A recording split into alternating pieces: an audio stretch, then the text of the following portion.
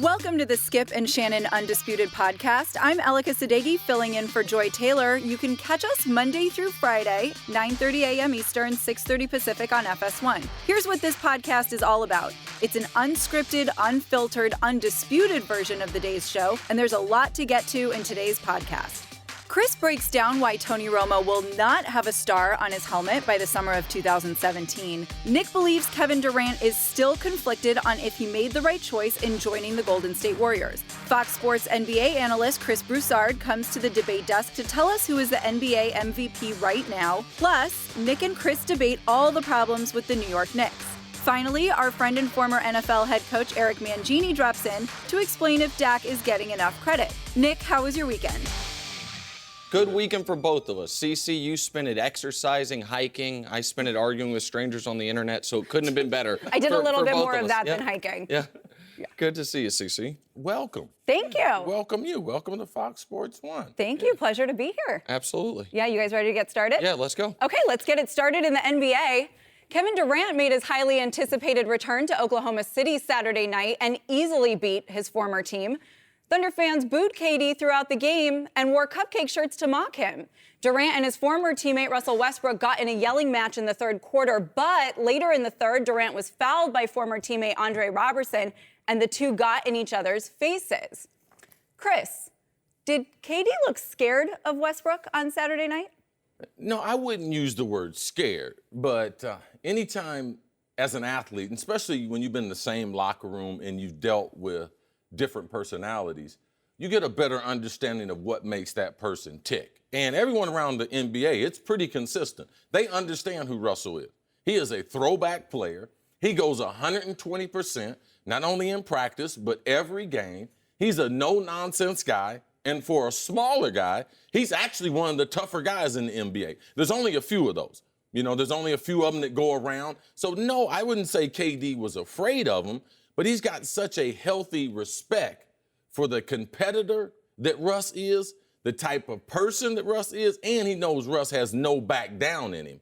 So in pursuing this and going back to OKC, he understands, there's certain things that I can't get into. And KD, he's not a confrontational guy. He's not an in-your-face, Nick-type person. He's not that type of player. Very seldom do you ever see him getting in any challenges with other players. But he knew this was going to be something that he's never dealt with. And he didn't want to make it personal between West and himself. But it spoke to the reason why he didn't call Russ when he was deciding to go to Golden State.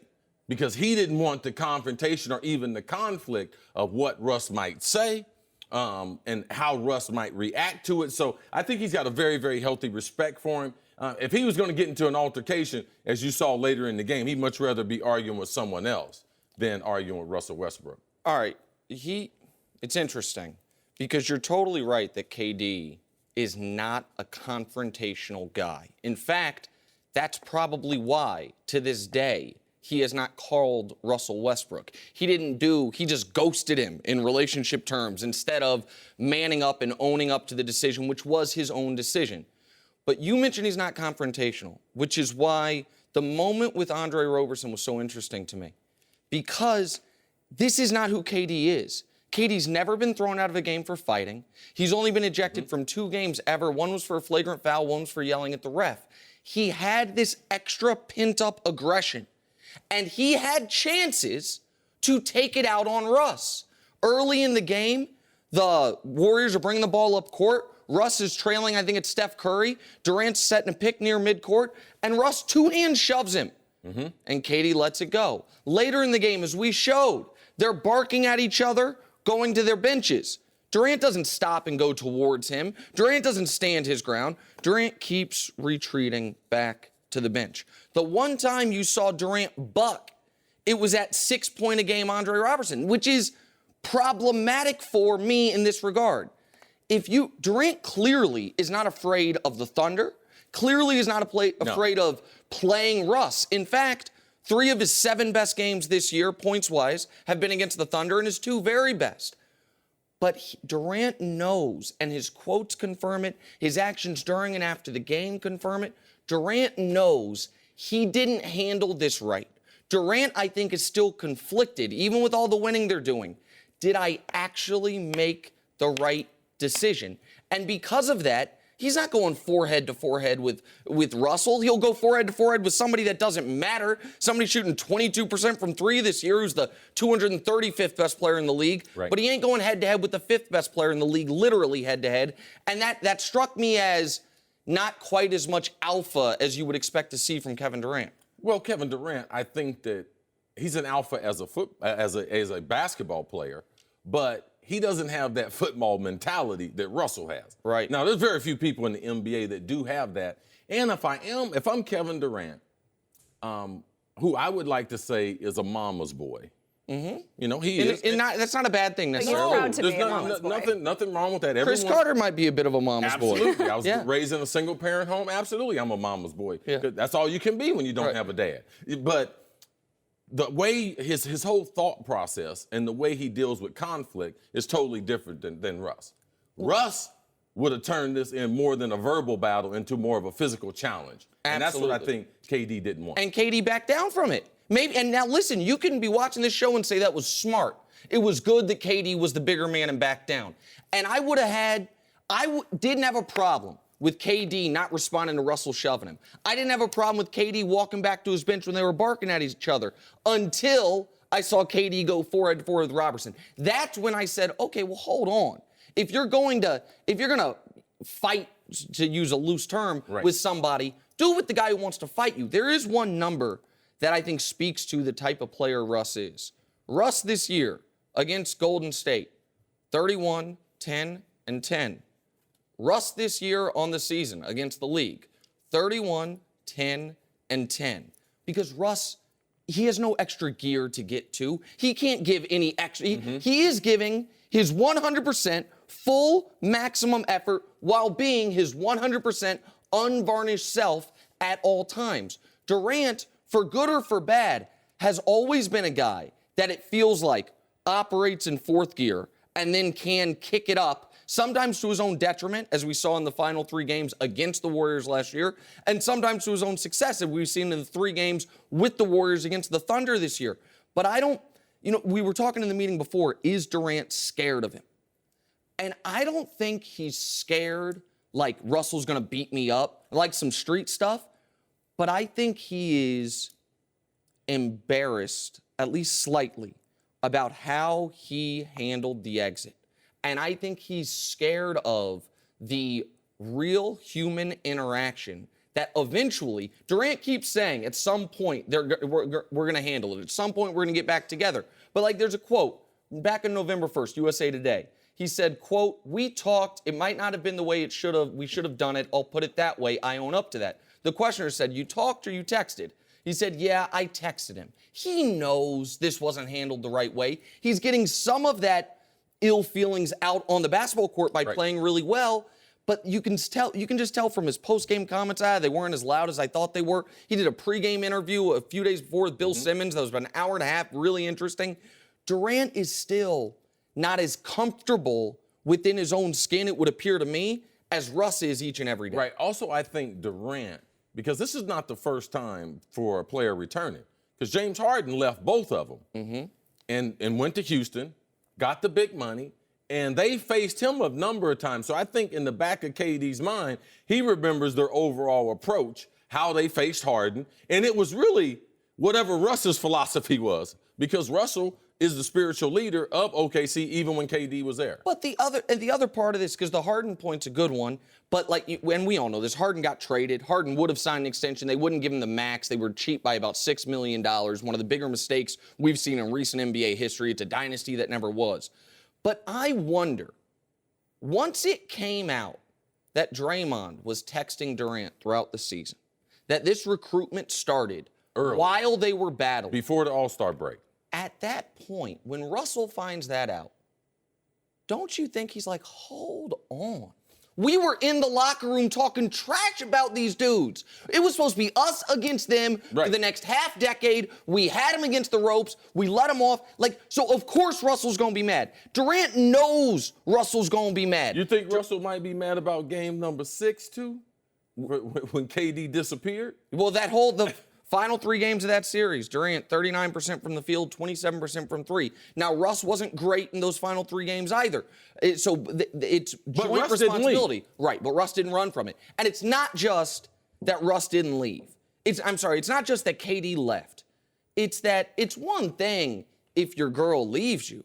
It's another thing she leaves you for your arch enemy. Y'all just had a 12-round boxing match outside the house, and then now it's not only that your team is crippled, because you saw it this weekend, man.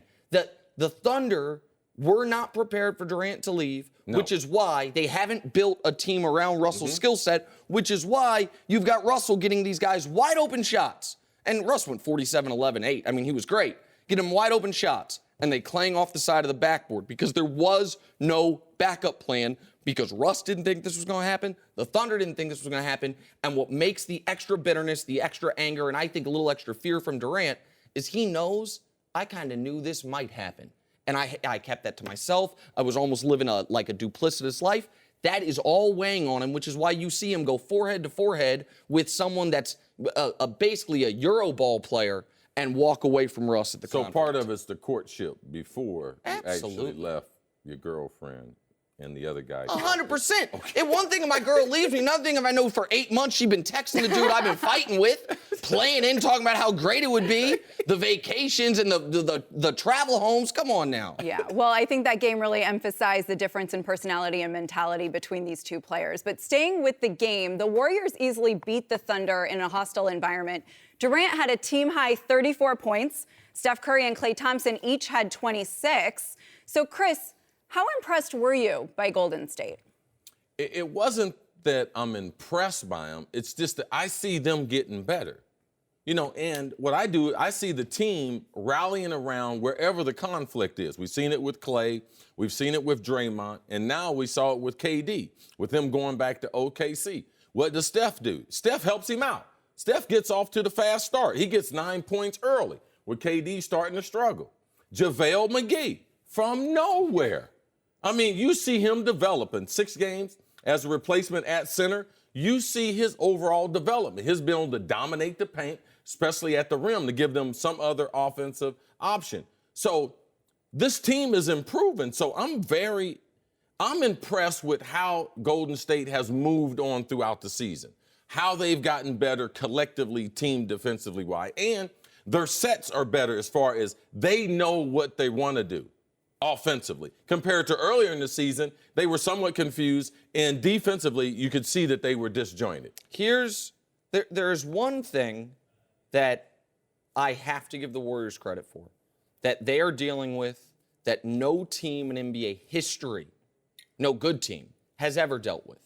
And that they don't have 1, they don't have 2, they don't have 3. They have 4 guys on that roster who have reason to believe I'm either the best guy or the most important guy. No teams ever had, some teams have 2 guys that believe that. Shaq and Kobe, we saw it. No teams ever had 4. Durant believes he's the best guy because he is. Steph can believe he's the best guy because he's the 2-time defending MVP. Klay can look around the room and say, hey, who's had a better playoff game than me? Not nobody. Who's reached a higher individual peak as a player? 60 points in 3 quarters, a 37-point quarter. Defensively on the perimeter. Right. Nobody on the team's reached that level. And then there's Draymond who says, yeah, that's all fine and good. I'm the only guy on this team that if I get hurt, we're finished. So you have 4 guys who have reason to believe I'm the man here, and they seem to be dealing with it well. So I will give them credit here. But as far as to answer your question, am I impressed? Here's the unfortunate truth for Golden State.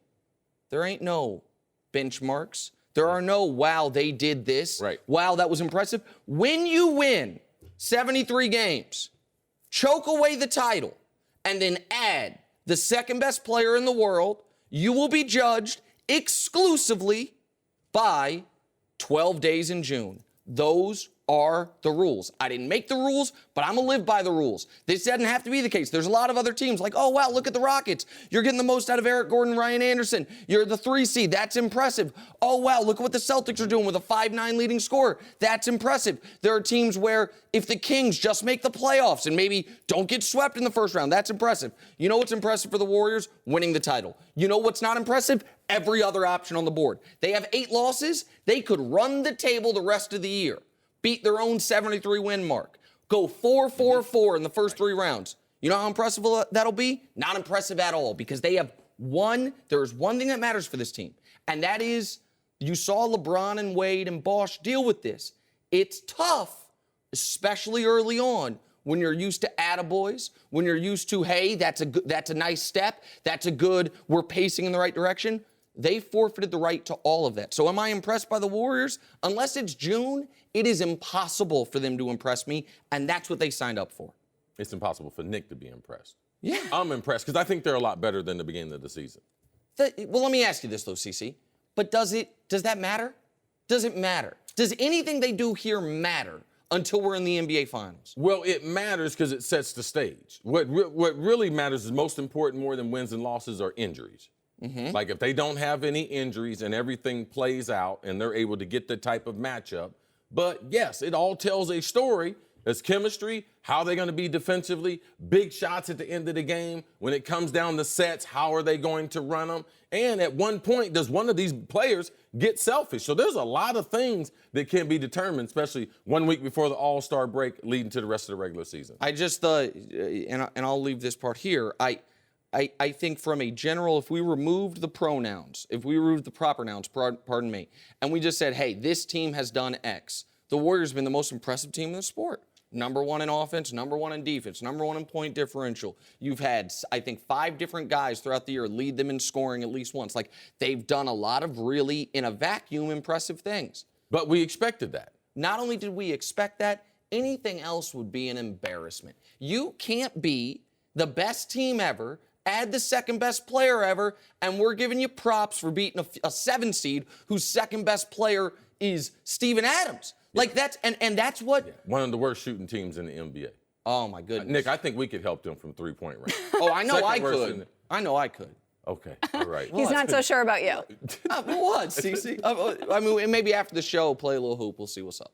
You know the deal. Okay, all right, something like that. Well, and I think last year was a representation of the fact that you can be one of the most impressive regular season teams, but if you don't close it out and get a ring, nobody's impressed. And last year they got the accolades all throughout the year, and that's what I wonder if is going to be tough for them. Last year, all year long, it was a Warriors coronation. You got the unanimous MVP. You're beating the Thunder on a half-court shot. You're setting every record, 24-0. I think they were 44-3, like every record possible. And every week it was a new Warriors story. Now, don't none of it matter till June. And your opinion is the same as Michael Jordan.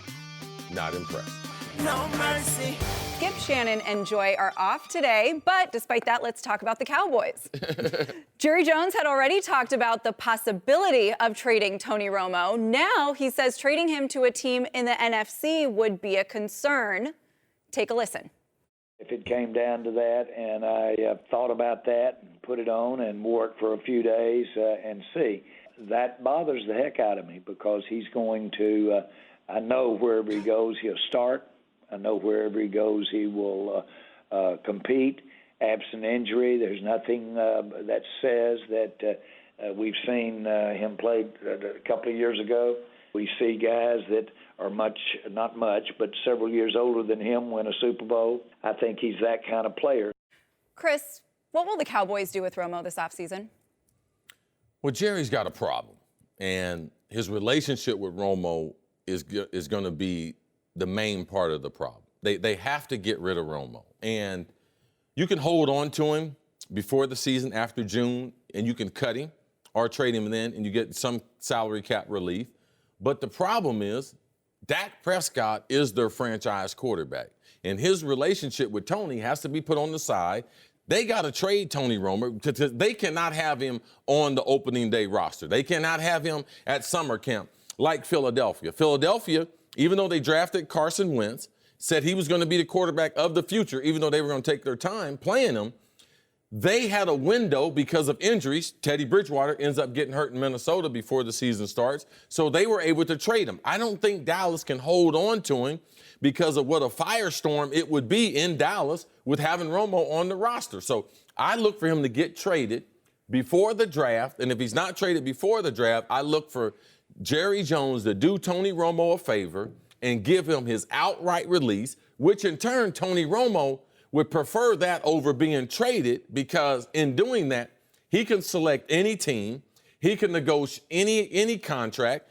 any terms on the contract. So I believe that's what's going to happen. If they can't trade him before the draft, they're going to cut him after the draft when they can get some salary cap relief. But Tony Romo will not be on the Dallas Cowboys, say at the summer of 2017.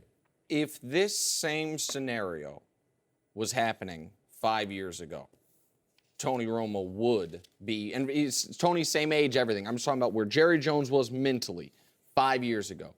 He would keep Tony. He would probably work behind the scenes to try to see if Tony can maybe edge out Dak in competition. But one name, I believe, changed the Dallas Cowboys' fortunes and changed the way Jerry Jones does business. And that name is Johnny Manziel. If we remember, Jerry Jones wanted to draft Johnny Manziel. Mm-hmm. Jerry Jones was fighting within the room to draft Johnny Manziel. And Jerry Jones' son, Steven, basically took the card out of his hand and said, no, we are not doing that.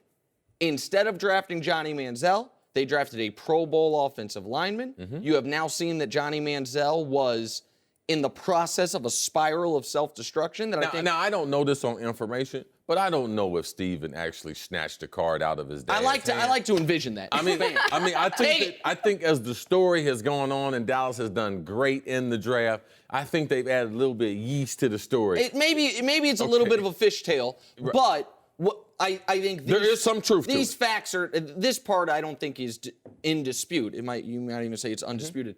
Mm-hmm. Is that Jerry, if it were left up to him, wanted to draft Johnny Manziel. Yes. Cooler heads prevailed. You can now look back on it. Manziel, as I mentioned, and I wish him the best in the future, but he was on his way out of the league, on his way in a really bad self-destructive spiral. Meanwhile, instead of drafting Manziel, the Cowboys got another Pro Bowl offensive lineman.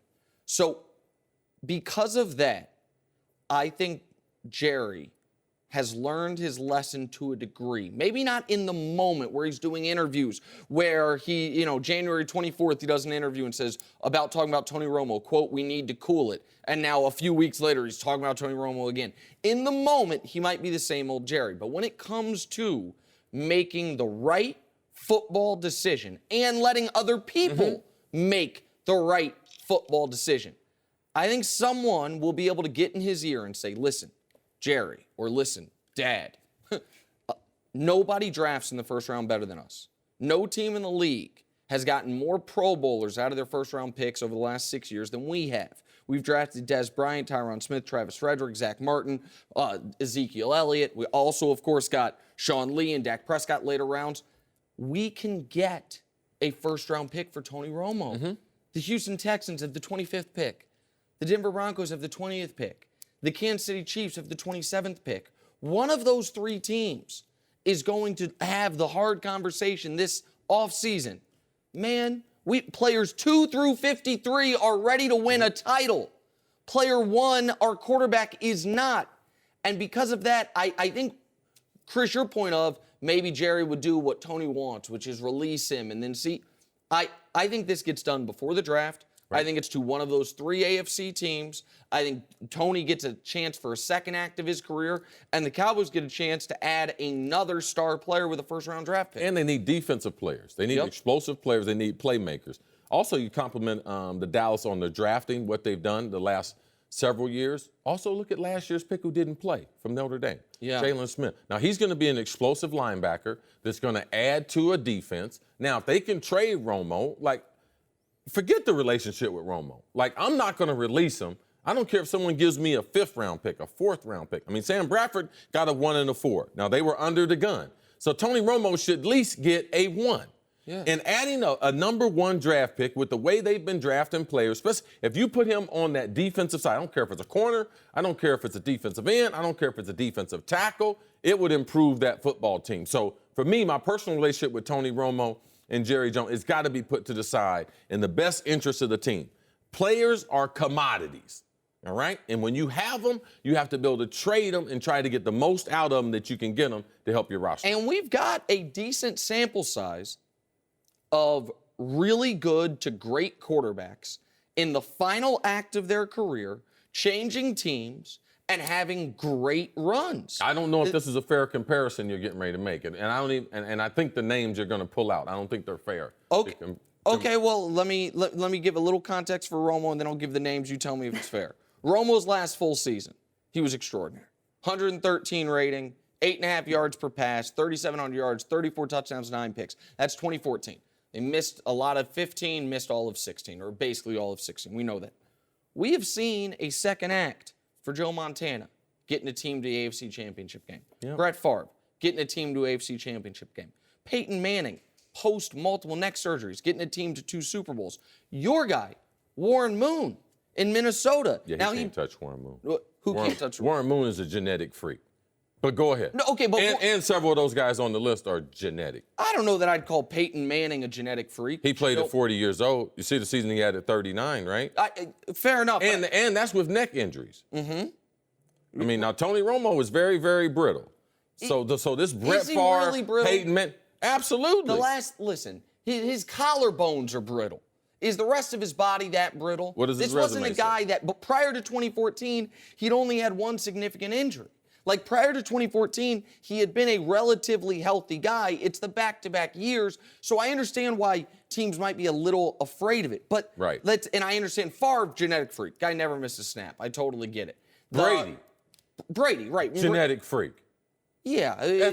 At 39? What you just saw? Goes to bed at 8 o'clock, never drinks a beer. Doesn't even eat tomatoes. Did you see that 6 flat 40 he ran? Yeah, no. 17 years ago? But you don't think, you told me, Warren Moon, when he was, because he played till like 43. Yes. But when he was, I think, 37, 38, he played with you. And yes. you had 2 years with Warren Moon, you had what? 220-some catches? 224 catches, 24 touchdowns. And Warren Moon 244 catches. And Warren Moon was great. Yes, he was amazing. Romo can do that. Not only did he look good on the field, he was so impressive from a body standpoint. He was the kind of guy you didn't want to take a shower with. Oh, okay. His body was that impressive. Chest, arms, I mean, he is a heck of a man. Shoulder-wise, yes. It's a little more information than I needed, but I appreciate But do you understand? I understand. But you don't think if Romo goes to the Houston Texans with DeAndre Hopkins and the kid from Notre Dame, yes, Will Fuller, yes, or to the Denver Broncos with Emmanuel Sanders and Demaryius Thomas? I'm worried about the offensive line in Denver. I'm a little concerned about the offensive line in Houston. Yeah, and I guess for Romo, I can't act like, listen, the idea that So the 2 injuries are accident. No, it's not that they're accident. It's that I would be more concerned if this were a guy who every 3 years, 1 year he tore up his knee, 1 year he tore up his shoulder, 1 year he hurt his pec. Romo, up until 2014, had only had 1 significant injury. And then, listen, his collarbones are brittle. I'm a man that's broken my collarbone 3 times. Once in a football game, it was against small children, but it doesn't change the fact that I understand sometimes your collarbones are brittle. You broke your collarbone once, right? Yeah. It's your only real, significant injury. Yes. So collarbones are a weird thing. I missed 4 games my first 15 years. Yeah, I know, but that's okay. So, right, and I missed 4 games in the flag football league because of the collarbone. I've never That's missed not a game. Point. Right. But I just don't think you can say, well, Romo's going to be broken. I think, this is the last thing I'll say on this. If the Denver Broncos or the Houston Texans or the Kansas City Chiefs add Tony Romo, they are the favorite in the AFC. All of those teams are a quarterback away from being a favorite over the New England Patriots. That's why I think the Cowboys can get I would say Houston. Houston. I'm a little concerned about Denver, and you're just doing the whole Kansas City thing just for your fan base. Kansas City had a bye. What do you mean I'm doing fan base? They was a 2 seed. Listen. What? Listen, what?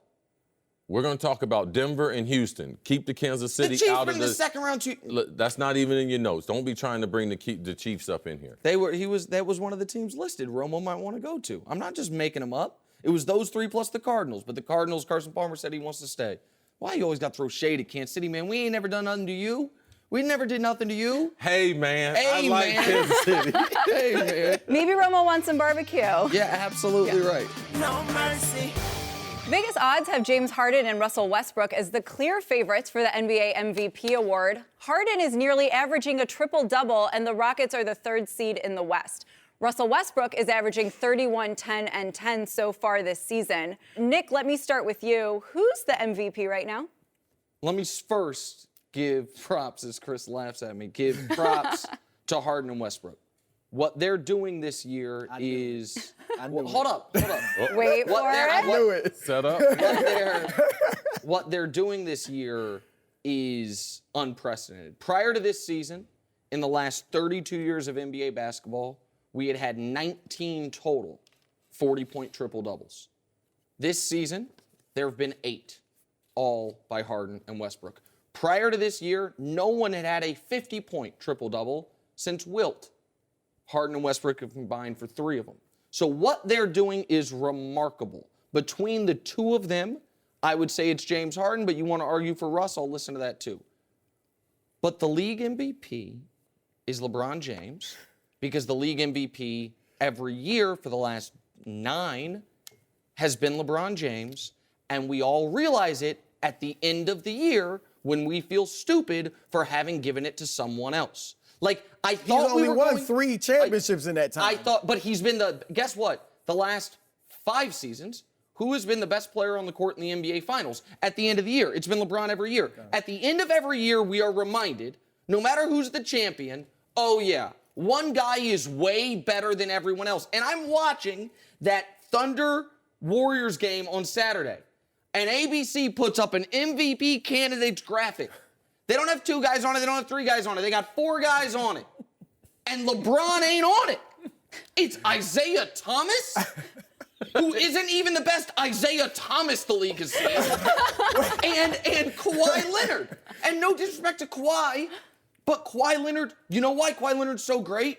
Because he's a poor man's LeBron James. Like, I thought after last year, when LeBron repeatedly sunned the unanimous MVP Steph Curry, we were going to get over this nonsense. I got to do it, Shannon. Don't disrespect Kawhi. Kawhi's great. Kawhi is legit. Right. Man. Kawhi got the Finals MVP going against LeBron. Right.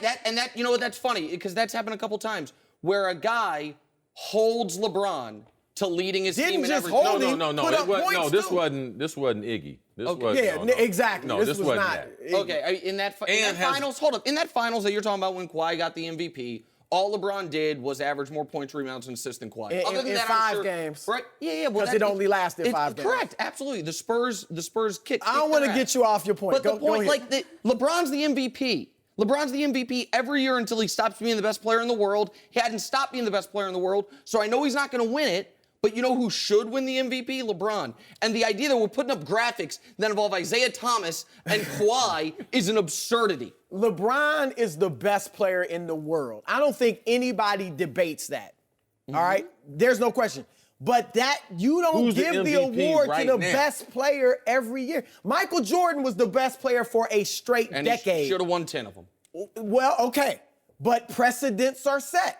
And when you start, when you're talking about MVP, you can't switch it up in one, like this decade, we just gonna start giving it to the best player every year. Right. Now that hurts Michael Jordan, because Michael Jordan was the best player and he didn't get it every year. So let's follow the precedent that's been set. That's all I'm saying. I vote, and I think there's a lot of things to take into consideration. And when I look at those things, as much as I know LeBron James is the best player, I can't put him. He's not close to the MVP this year. He's got 2 other All-Stars. They're underachieving. They got the 4th best record in the league.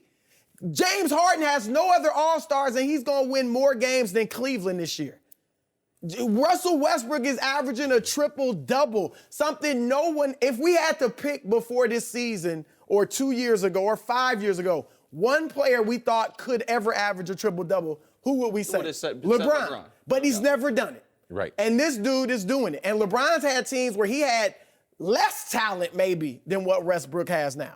And so you can't, I look at, obviously individual stats, team success. There's a lot to look at. Now, and you want to say, if you take LeBron off Cleveland, what would they be? He is the most valuable. I think you could put LeBron on any team, and this may be an overstatement to some people. Any team in the East, they make the finals. Exactly. 100%. So he's the best player in the league. But this year, his stats aren't up to what these guys are doing, and his team's performance isn't. I think there's a few things missing from the discussion. Harden changed positions. Okay, he went from shooting guard to the point guard. Most people said he can never do it. So in D'Antonio's offense, which also was the same offense that Steve Nash played in, that Steve Nash won 2 MVPs in that offense. So let's just look at this. Let's just imagine this. In 2004 and 5, let's imagine Steve Nash did this. 29, 11, and 8. He didn't. Steve Nash did 15, 11, and 3. Shaq finished second in the MVP. He got the MVP. And the next year, what happened? The next year, he went 18, 10, and 4. And you know who finished second? LeBron James. You know who should have won it? Was number 2. I think that year I voted for LeBron. That year. So for me, there's only a two-man battle here. That's Russ, what he's doing, a transcendent player. But Harden, not only changing positions, not only the numbers, they got 40 wins. They only had 41 wins last year. Yeah. We're at the All-Star break. He's got 40 wins. To have the Rockets on pace to win 57 when all the GMs picked them to finish 8th. And the talent in the West? talent on Houston is not that much better than OKC. Well, then I think it's comparable. Well, let's talk about that then, because you guys know this. It's a great stat. Net rating. How is your team when you're on the court? How is your team when you're off the court? Those Rockets, the Rockets team that evidently it's just James Harden and a bunch of dudes from the CYA. When he's on the court, they outscore opponents by 7 points per 100 possessions. When he's resting, they still outscore opponents by 3.5 points per 100 possessions. His net rating is 3.8. Isaiah Thomas, his net rating when he's on the court, 3.9. When he's off the court, his team still outscores people by 1.6. Kawhi Leonard, when he's on the court, the Spurs outscore people by 9 points per 100 possessions. When he's off the court, 8.4, 0.6 points. What's LeBron at? Let me check. Okay. LeBron, when he's on the court, the Cavs outscore people by 7.5 points per 100 possessions. When he's off the court, they get outscored by 4.5 points. His net rating is 12. James Harden is 3.8. Isaiah Thomas 2.3. Kawhi Leonard 0.6. Kevin Durant 8.9. The only guy another one on there. The only guy who's higher than him is Russ. Not because when he's on the court the team's so great. It's because when he's off the court that team is so flagrantly awful. Should we give it to Westbrook then? Listen, I mean the best player. Look, Steve Nash was never the best player in the league. No, but he was the MVP. Yeah, he was cute. It was cute. He was different. He looked different. He played different. Changed. No, it wasn't because he changed. Like he missed like 5 games in the middle of that season. Mm-hmm. They went from averaging 108 a game and whipping everybody to averaging in the 80s and getting beat. Right, but that was what convinced me. This dude has changed everything there. He's made them win, and that's what Harden's doing. But we are that, and I'm not knocking Harden.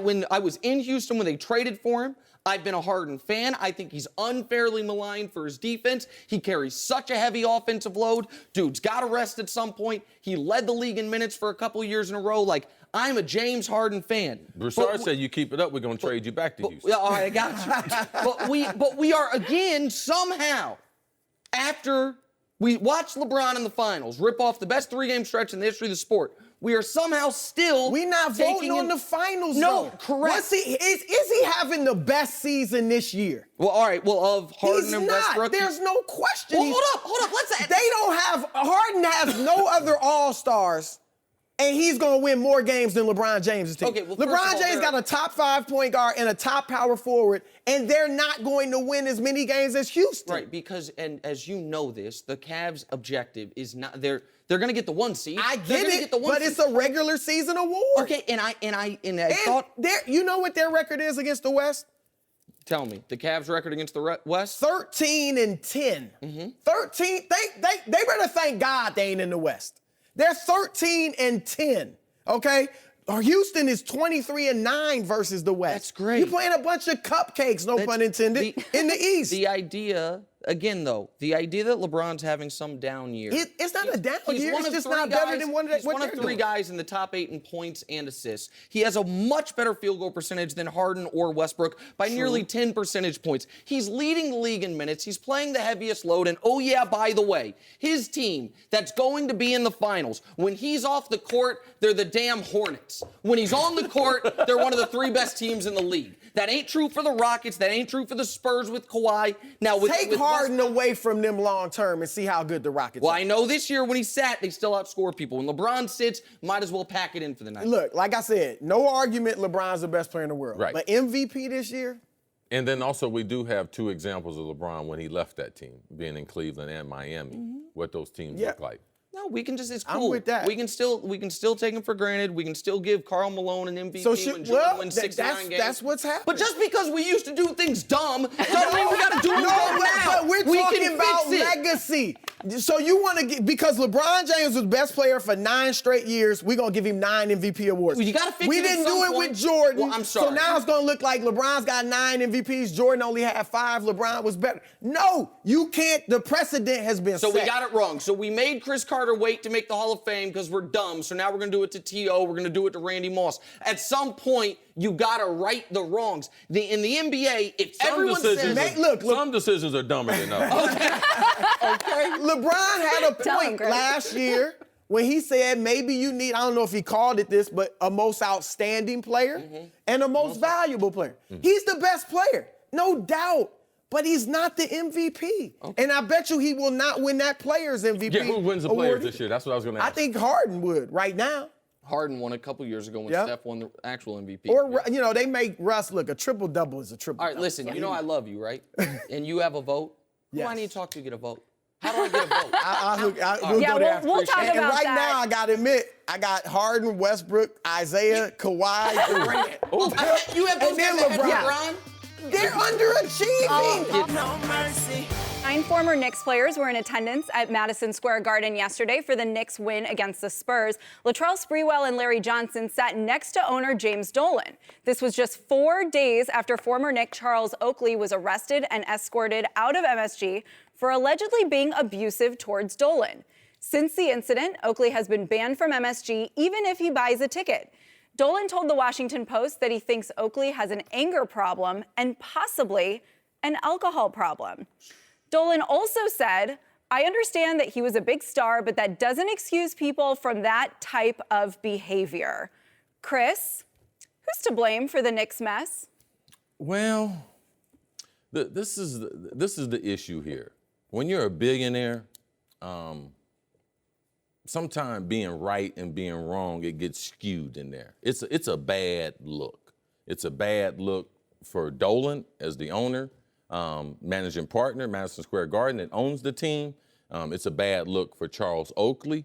But what makes it worse is I know he don't have these players on speed dial. I know they're not going socially to the country club, having lunch and everything. You mean Sprewell and those guys that and Larry Johnson. Sprewell hadn't been there in 14 years. Yeah, and they did have some type of altercation when Sprewell, when he got traded. Right. So why would you be trying to go out of your way doing this? You know, to me, it seems very immature, very, very petty. But this is the way Dolan does business. And Oakley, just for some facts, Oakley had given up the free comp tickets a number of years ago. He met James Dolan 5 years ago, didn't know him at the NBA All-Star Game. A mutual friend introduced him. James Dolan wouldn't shake his hand. And you talked to Oak, I talked to Oakley last night. Okay. Yeah, talked to him on the phone last night for an extended period of time. He would love to come on the show and be on the show. So we'll get him on the show. But he wouldn't shake his hand then. Amazing. Dolan wouldn't shake Oakley's hand? At the All-Star Game. Wouldn't shake it. Didn't know each other. He said that Oakley had said some things on radio and television critical of the Knicks. So Oakley was like, okay, no problem. So him and Phil Jackson, they've been good friends for a long time. Phil invited him to a couple games last year. Oakley went to a couple games. He's also gone to a couple games this year, but he didn't ask the Knicks for comp tickets. He's either gone about his own, either paying his own money or getting tickets from someone else. So he basically either spent his money or one of his friends comping the tickets from his own. So he was at the game as a fan. He's a huge fan of the Knicks. He didn't engage Dolan and his crew. Dolan assigned some people to follow Oakley around the arena while he was getting concessions, while he was talking to other people. Which he's done before. This is the second time he did this. Second time Dolan's assigned security to follow around Oak. Yeah, he had 5 people assigned to him the first game early in the year, and he had 8, he said, in last week's game. So Oakley, he said he had enough of it. And he said a few choice words to the security guards and to Dolan, you know, basically that you're a coward. You know, I don't know why you have all these people around. I'm not going to do anything to you. So it blew up. So Dolan is at fault because if he doesn't have the security, I know Charles Oakley. He's an Ohio guy. He's a Cleveland guy. He's a tough guy. Now, his number one way of conflict resolution is to slap or hit a dude, but he wasn't wrong. He wasn't wrong going to the game as a fan, cheering for his team that he played 10 years with. And if you actually watch the video, Oakley has very different physical and verbal reactions to the actual uniformed police officers who he is deferential and respectful to. Yes. And compared to how he's talking and treating and putting his finger in the head of the Knicks security, who he ain't got no time for, clearly. So I'm not here to defend James Dolan. Little full disclosure here. I was sad watching that yesterday. I grew up a Knicks fan. I grew up in Kansas City. We didn't have a team. My mom was from New York. First basketball game I ever went to was a Knicks-Bulls game in 1992. In my home office to this day is the Larry Johnson 4-point play against the Pacers to win the game. I had framed, growing up, a Sports Illustrated cover. Sprewell dunking the ball, I think in the conference finals before they played the Spurs, said Knicks are back. So, these are guys that I really liked growing up, that I still like in Spree and LJ. And seeing them say, I'm kind of selling out Oak and sitting with this guy, I didn't love it. But, and I got no love for James Dolan. But the real problem, the reason the Knicks are considered a circus is not because of what happened with Oakley and James Dolan. If the Knicks were a functional franchise, that would be a one-off thing. Yeah, it would get headlines because it's New York City, but it'd be a one-off thing that maybe wouldn't have even happened if the Knicks didn't have everything else going on. The reason the Knicks are dysfunctional is because of the Zen Master. It's because since they gave Phil Jackson 5 years, $60 million to do a job he had no interest in doing. Since he was hired in March of 2014, he talked about wanting to be bi-coastal, Los Angeles to New York. He talked a year or so ago, maybe I'll make myself the coach, but only coach home games. Where they do that at? He fires Woodson. Then he hires Derek Fisher. Misses out on Steve Kerr. The whole reason you hire Phil Jackson so he can hire Steve Kerr. Said he puts in Derek Fisher, who may or may not have been hitting on players' wives. That was a cool look for them. They didn't get rid of Fisher, you bring in Hornacek. And then all the while, Phil, his first big decision, not his bad trades, getting rid of Shump and JR for nothing, trading away Tim Hardaway Jr. for nothing. Not that, his first big decision.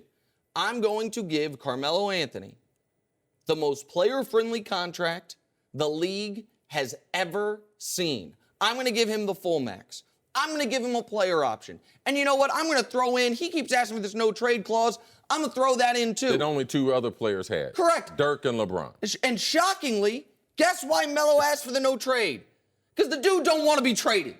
And then Phil, leading up to this Dolan stuff, the tweets, the embarrassment, the leaking stuff to Charlie Rosen, the undercutting Melo. He's doing like a Costanza, like I'm going to try to make it so awkward at work that you quit because I'm not quitting. So the Oakley-Dolan thing was an ugly incident between a very prideful man in Charles Oakley and the kid of a billionaire who never grew up in James Dolan. But that is a symptom of the disease. The disease is the Knicks have a man running the franchise who has no interest in doing the job the right way, is all about how he once upon a time did it, and that's why a once proud franchise, who, by the way, had just won a playoff series before Phil Jackson came around, is now 17-65, 32-50, and now 23-33. Yeah, they've won one playoff series since 2001. Yeah. And it's before Phil. If you look at all the hires, all the bad assignments, even before Phil leading up to this. But what I have a big problem with, for one, when he assigned the security team to basically shadow Oakley at a New York Knicks game. I mean, we have thousands of fans who pay thousands of dollars to yell whatever they want to. He don't have people following them. He don't have those people escorted out the game. And to see this on public display, one of your great players, you disrespecting him that way. I had a problem with that. Number two, I got a problem with Larry Johnson and Latrell Sprewell. There ain't no way, man, you let somebody do something to you and you see what I do to them.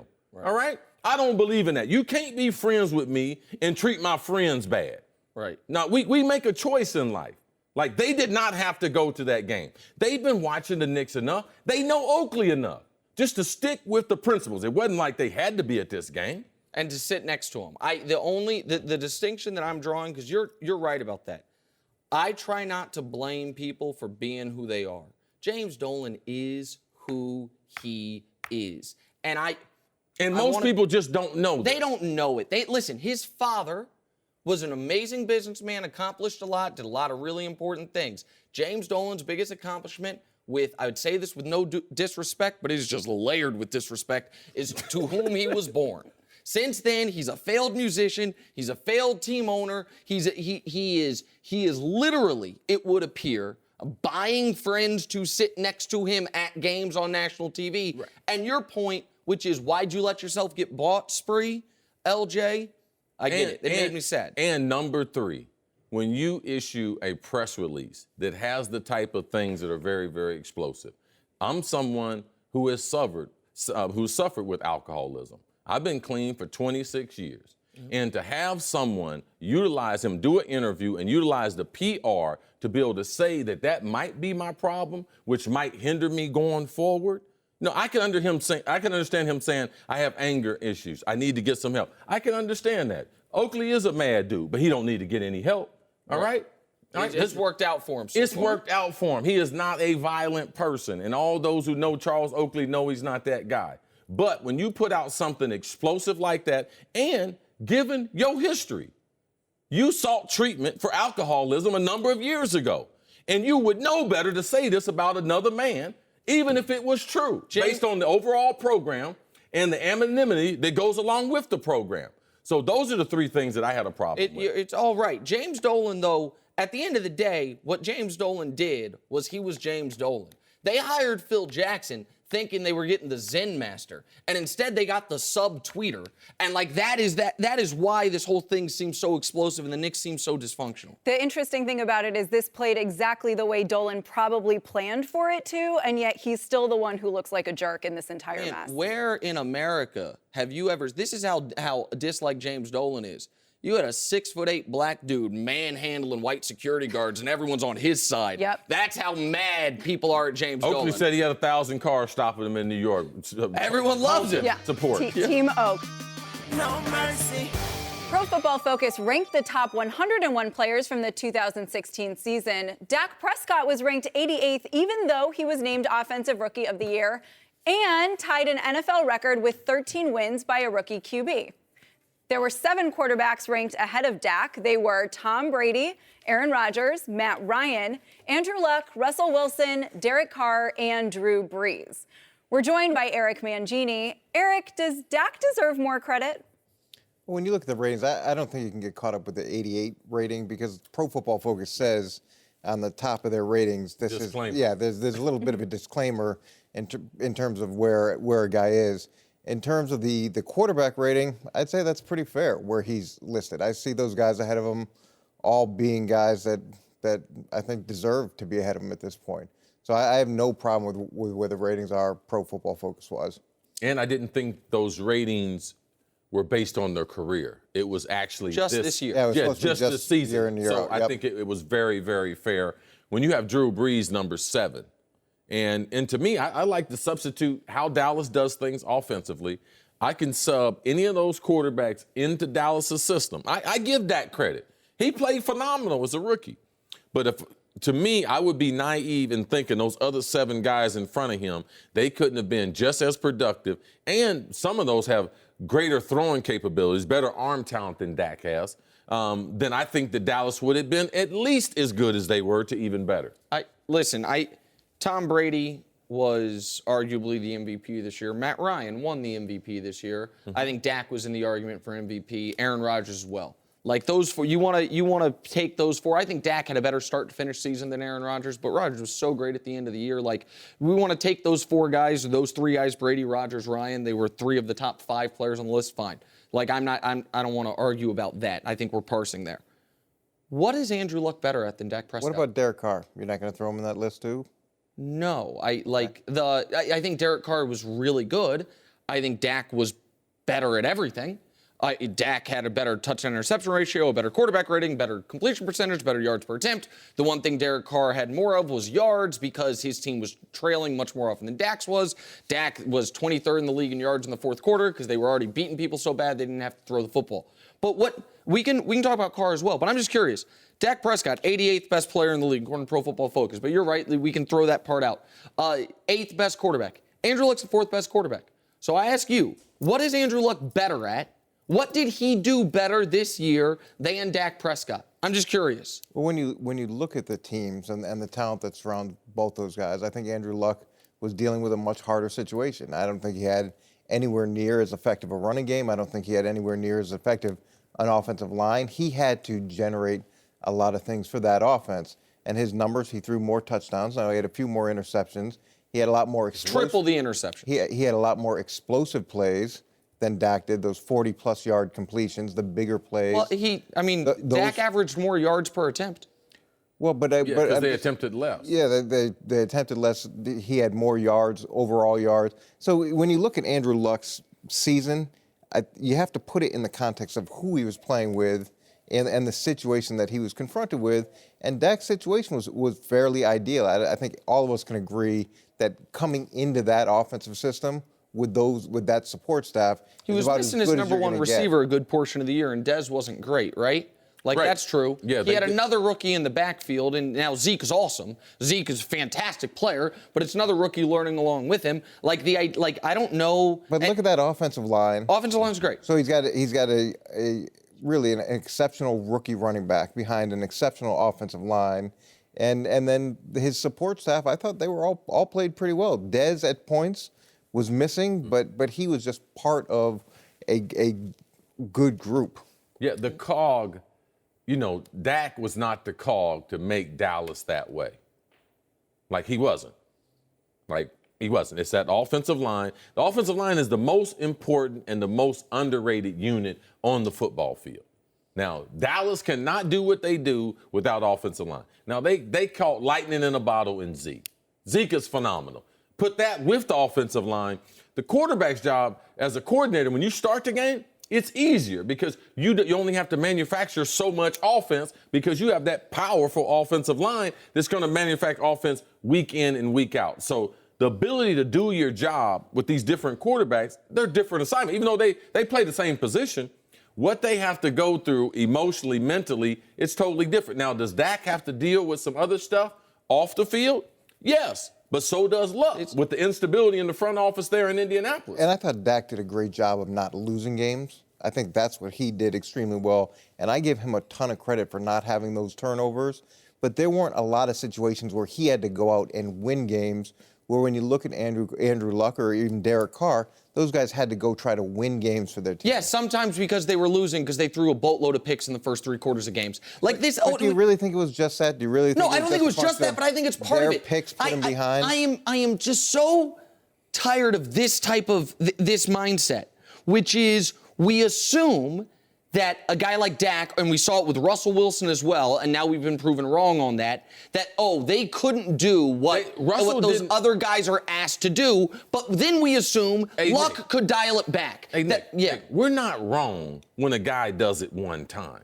That means he's a rookie, all right? So we are going to wait before we start giving him the credit that we've given other people. We did the same thing with Eli. We did the same thing with Big Ben. We did the same thing with Russell Wilson. We're all measuring them the same. You know who we've never done it with? Andrew Luck. Andrew Luck's the one guy that it's like, no. Forget the fact that his rookie season he wasn't good. He's going to be great. Forget the fact that last year the team won more games without him than with him. It's everyone else's fault. With Andrew Luck, we just find reasons. Here is the reason people think Andrew Luck's better than Dak Prescott. One guy was drafted first overall. The other guy was drafted in the 4th round. One guy was the best prospect since Elway. The other guy was drafted after Connor Cook. That is all. Because the tape says one guy's better. Flat out better. And it's unbelievable to me. When the Patriots are great, it's because of Brady. When the Packers are great, it's because of Rodgers. When the Falcons are great, it's because of Matt Ryan. When the Colts stink, it's got nothing to do with the quarterback. And when the Cowboys are great, it's not because of Dak. It's because of the right guard. It's just absurdity. He's every other team in the league, we say it starts and ends with the quarterback, except with Luck and Dak, and we do the opposite. I just don't get it. Out in him. No, I know, but you do this. I mean, you could make the argument that he's not even the highest ranked quarterback on his team. Put Tony Romo in with that group and let them play and see what happens, and we could be having the same discussion. They were 13-2. And they could easily have been 13-2 with Romo. I mean, to sit here and project, we're constantly projecting, well, this is going to happen, that's going to happen. Why couldn't Romo have gone in and been 13-2? Maybe he could have. I'm not, and I think Romo's a really good player. I think Romo's one of the more unfairly maligned players prior to the last couple of years when he got hurt. Like, people called him a choker because he fumbled a snap a decade ago, and the guy was always a fourth quarter performer. I don't think Romo's been fairly evaluated. But I also think the idea that the quarterback for the Cowboys isn't like, Cece, you said he's not the cog. He's not the most important piece. Who was the offensive rookie of the year? Zeke. Zeke. Okay, let's go down the list. Okay. Is Dak a better quarterback than Drew Brees? Just a better quarterback. Drew Brees. I think he was this year. I'm gonna throw this pin and stick you in your eye. I think he was this year. Well, I mean, it's unfair. Brees is going to be in the Hall of Fame. Okay. But who do I, like, if you're saying who was better this year or who do I think will be better next year? Derek Carr. Dak. If you give me any, how about any quarterback? What can he do better than Derek Carr? Well, staying healthy is important, right? The guy broke his ankle. Yeah, that's lay down. Let me and Mangini lay on your leg. How many of your bones have you broken? Do you think the Raiders would have been happy if they had Tony Romo as a backup late this season? Oh, well, that's I'm just saying. Do you think they would have been happy? But let me hold on. Let me do this real quick. Dak is so fragile in your mind that they have to trade away a quarterback, or else he's going to have hurt feelings, and he's not going to be able to perform. That's not what I'm saying. So is that who you want to be quarterback? Somebody who's fragile? With it. But let me ask this. Let me just ask the table this, and then I'll shut up. If it take every quarterback in the league under the age of 30, so meaning Rodgers and Matt Ryan are not included, Brady's not included, Big Ben, everyone in the league under the age of 30, you can have any quarterback under the age of 30 moving forward. This moment, expansion draft, start a team with. Who are you taking? DC. You're taking Derek Carr. Who Absolutely. Are you taking? For me, it'd be either Luck or Carr. Right. Meanwhile, all Russell Wilson and Dak Prescott have done is show at every single stage. Wait. No. I'll take Russell over Dak, too. Isn't Russell he's not right 30. on the cusp of 30? No. He's in the same draft class as Luck. So I think he's 20. I think he's 27. Same draft class as Luck. I would probably have to go with Russell Wilson. Okay, all right. That's at least you're not as wrong as a moment ago with Luck. I mean, okay, well, it's good that we have degrees of wrong. I'm glad. That makes me feel so much better. No mercy. This is the Skip and Shannon Undisputed podcast, where we are delivering you an unscripted, unfiltered, undisputed version of the biggest topics of the day's show. Be sure to subscribe to the podcast on iTunes, like us on Facebook at Undisputed on FS1, follow on Twitter and Instagram at Undisputed, and catch us at 9:30 a.m. Eastern, 6:30 Pacific, Monday through Friday on FS1. You can find us on channel 219 on DirecTV, 150 on Dish. Thanks for listening. I'm your host, Elika Sadeghi. We come back tomorrow when we are joined once again by former NFL head coach Eric Mangini and Fox Sports Hoops analyst Jim Jackson. We'll talk to you on Tuesday. Fox Sports 1 of 1.